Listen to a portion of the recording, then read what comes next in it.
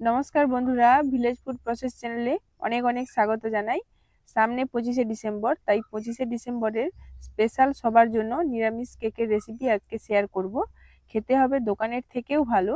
আজকের এই রেসিপিটি দেখার পর আপনাদের কেমন লাগলো তা আপনারা অবশ্যই কমেন্টে জানাবেন। আপনাদের এক একটা কমেন্ট নতুন নতুন রেসিপি করতে অনেক উৎসাহিত করে আমাদের।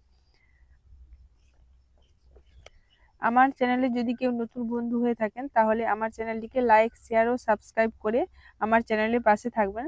তাহলে বেশি কথা না বাড়িয়ে রেসিপিটি শুরু করছি। আপনারা অবশ্যই সম্পূর্ণ ভিডিওটি দেখতে থাকুন। এই রেসিপিটির জন্য নিয়ে নিচ্ছি আমি 1 কাপ সুজি। আপনাদের বোঝার সুবিধার জন্য এই কাপ মেপে সবকটা উপকরণ নেব। সুজিটা হতে হবে একদম মিহি। তো আপনাদের কাছে যদি মোটা সুজি থেকে থাকে তাহলে আপনারা মিক্সিতে 1 পাক ঘুরিয়ে নেবেন। এবারে নিয়ে নিচ্ছি আমি ওই কাপেরই মাপে 1 কাপ চিনি। আমি এখানে দানা চিনি ব্যবহার করছি, আপনারা চাইলে গুঁড়োও করে নিতে পারেন। সুজির মধ্যে আমি চিনিটাকে ঢেলে দিচ্ছি। এবার আমি নিয়ে নেব ওই একই কাপের মাপে 1 কাপের কিছুটা কম দুধ। দুধটাকে অল্প অল্প আমি চিনি আর সুজির মধ্যে মিশিয়ে নেব।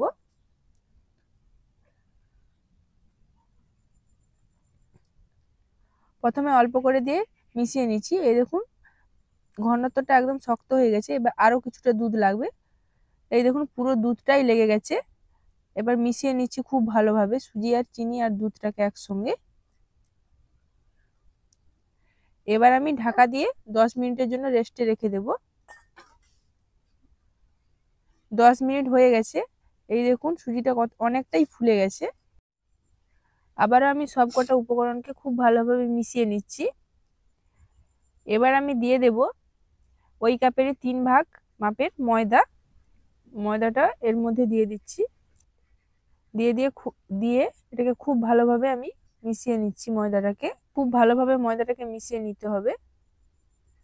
এই দেখুন ব্যাটারটা এরকম হয়ে গেছে। তো এবার আমি নিয়ে নিচ্ছি ওই কাপেরই 4 ভাগের 1 ভাগ পরিমাণে সাদা তেল। চাইলে এখানে আপনারা বাটারও ব্যবহার করতে পারেন, আমি এখানে সাদা তেল ব্যবহার করছি।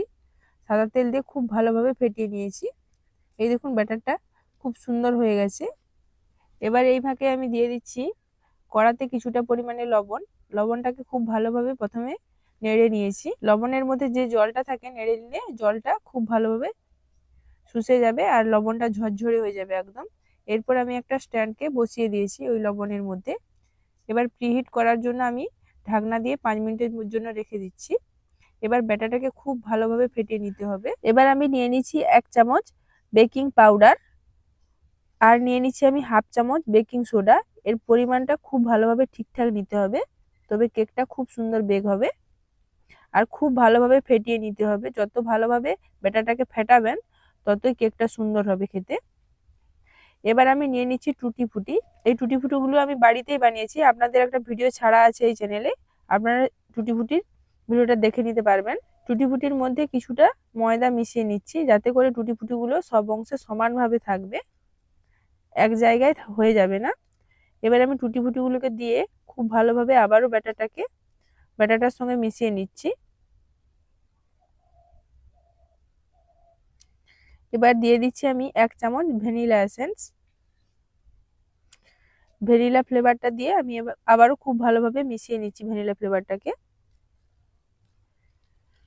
খুব ভালোভাবে ফেটাতে হবে। ফেটানোটা খুবই জরুরি কেকের ক্ষেত্রে। ব্যাটারটা দেখুন আমি এই রকম করে নিয়েছি। এবার আমি একটা পাত্রে সাদা তেল মাখিয়ে নিচ্ছি। খুব ভালোভাবে পাত্রটা মাখানো হয়ে গেছে। এবার আমি একটা বাটার পেপার নিয়েছি। বাটার পেপারটার উপরেও তেল লাগিয়ে নিচ্ছি, এতে করে কেকটা খুব ভালোভাবে উঠে আসবে যখন হয়ে যাবে। এই দেখুন খুব ভালোভাবে তেলটা লাগানো হয়ে গেছে। এবার আমি ব্যাটারটাকে ঢেলে দেব। ব্যাটারটা আপনারা বুঝতেই পারছেন কেমন ঘনত্বের হয়েছে। আপনারা ঠিক পরিমাণে, আমি যেমনভাবে পরিমাণ নিয়েছি ওইভাবেই নেবেন, তাহলে কেকটা একদম পারফেক্ট হবে। ব্যাটারটাকে খুব ভালোভাবে ঝাঁকিয়ে নিতে হবে, কারণ ব্যাটারের মধ্যে যে বাতাসটা থেকে থাকে ঝাঁকানোর ফলে ওই বাতাসটা বেরিয়ে যাবে। এবার আমি আগে থেকে 10 মিনিট কড়াটাকে প্রিহিট করে রেখেছিলাম। তো ওই প্রিহিট করার মধ্যে আমি ব্যাটারটাকে বসিয়ে দিচ্ছি স্ট্যান্ডের উপরে। বসানো হয়ে গেছে। এবার আমি ঢাকা দিয়ে 5 থেকে 7 মিনিট ফুল হিটে রাখবো। প্রথমে। তারপর আমি লো টু মিডিয়াম আঁচে আধ ঘন্টার মতো রেখে দেব। আধ ঘন্টা পর ফিরে আসছি। এই দেখুন আধ ঘন্টা পর কতটা ফুলে উঠছে। এবার আমি ড্রাই ফ্রুটস দিয়ে সাজিয়ে নেব। আগে থেকে ড্রাই ফ্রুটসগুলো দিলে ব্যাটারের মধ্যে সব ড্রাই ফ্রুটসগুলো ঢুকে যাবে, সেজন্য আমি কিছুক্ষণ পরে দিয়েছি। আপনারা আপনাদের পছন্দ মতো ড্রাই ফ্রুট দিয়ে সাজিয়ে নেবেন। ড্রাই ফ্রুটস দেওয়ার পর 10-15 মিনিট হয়ে গেছে। আবার ঢাকনাটা খুলে এবার চেক করে নেব। দেখুন কালারটা আস্তে আস্তে কতটা চেঞ্জ হয়ে গেছে। এবার আমি একটা কাঠি দিয়ে চেক করছি। এই দেখুন কাঠির গায়ে কিছু লেগে নেই একদম। এবার মাঝ বরাবর আমি কাঠিটা দিয়ে চেক করব। এই দেখুন কাঠির গায়ে লেগে আছে, তো আরো কিছুক্ষণ ঢাকা দিয়ে রাখতে হবে। 10-15 মিনিটের জন্য আবার লো টু মিডিয়াম আঁচে আমি রেখে দেব। 10-15 মিনিট হয়ে গেছে। এবার আমি আবারও চেক করে দেখব। এই দেখুন একদম ক্লিন এসছে কাঠিটা। এই দেখুন মাঝ বরাবর দিয়েও দেখছি একদম ক্লিন। এই দেখুন কেকটা সম্পূর্ণভাবে রেডি হয়ে গেছে। তো এই রেডি হওয়ার সময় লেগেছে প্রায় 1 ঘন্টার কাছাকাছি। তো আপনারা এই কেকটা রেডি করার সময় তাপমাত্রাটা একদম ঠিকঠাক রাখতে হবে। তো প্রথমে 10 মিনিট একদম ফুল হিটে রাখতে হবে, 5 থেকে 7 মিনিট, না 10 মিনিট হলেও চলবে। তো তারপরে লো টু মিডিয়াম আঁচে রেখে কেকটা রেডি করতে হবে। দারুণ দেখতে হয়েছে কেকটাকে। তো এবার ঠান্ডা হওয়ার জন্য আমি কিছুক্ষণ রেখে দেব। ঠান্ডা হয়ে গেছে। এবার ছুরি দিয়ে সাইডটাকে একটু ছাড়িয়ে নিচ্ছি। এবার একটা পাত্রে আমি ঢেলে নিচ্ছি। এই দেখুন পিছনটা একটু ঝাঁকিয়ে দিচ্ছি। এই দেখুন কালারটা দেখুন, বেশ সুন্দর কালার এসছে। এবার আমি বাটার পেপারটাকে তুলে দিচ্ছি। এই দেখুন একদম পারফেক্ট দোকানের মতো হয়েছে। কালারটা দেখছেন কত সুন্দর এসছে। তাপমাত্রাটাকে একদম ঠিকঠাক রাখতে হবে, তবে এরকম হবে কেকটা।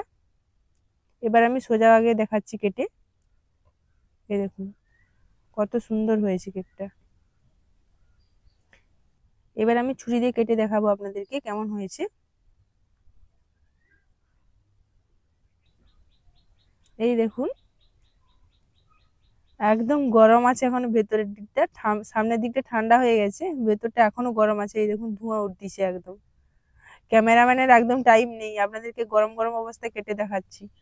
এই দেখুন কতটা নরম হয়েছে, একদম দোকানের মতো পারফেক্ট হয়েছে। গরম অবস্থায় আপনাদেরকে দেখাচ্ছি, তো ঠান্ডা হওয়ার পরেও আবার দেখাবো। একটা প্লেটে এবার সাজিয়ে নেব। এই দেখুন একবারে সম্পূর্ণ কেকটা ঠান্ডা হয়ে গেছে। দেখুন কেকটাকে দেখতে কত সুন্দর লাগছে, একদম পারফেক্ট ভাবে বেক হয়েছে কেকটা। কেকটা দেখেই আপনারা বুঝতে পারছেন কতটা নরম আর স্পঞ্জি হয়েছে। খেতেও খুব টেস্টি হয়েছে। এইভাবেই আপনারা বাড়িতে খুব কম খরচেই একদম দোকানের থেকেও ভালো কেকের রেসিপিটা তৈরি করতে পারবেন। আপনাদের এই ভিডিওটি কেমন লাগলো তা আপনারা অবশ্যই কমেন্টে জানাবেন। এইরকম নিত্য নতুন রেসিপি পেতে আমার এই চ্যানেলটিকে লাইক, শেয়ার ও সাবস্ক্রাইব করে পাশে থাকবেন। আজকের মতো ভিডিওটা আমি এখানেই শেষ করছি। ফিরে আসছি নতুন একটি রেসিপি নিয়ে। আপনারা সবাই ভালো থাকবেন, সুস্থ থাকবেন, সাবধান থাকবেন। ধন্যবাদ।